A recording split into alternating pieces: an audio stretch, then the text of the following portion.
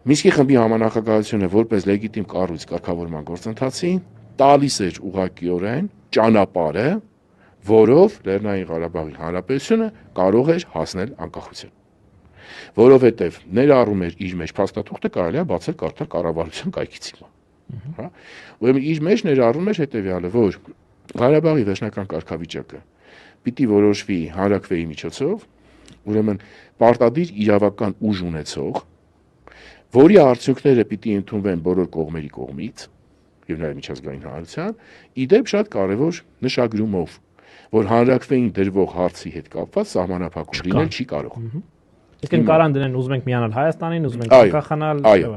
Հիմա, ստերից գալիս է երկրորդ խնդիրը, ուրեմն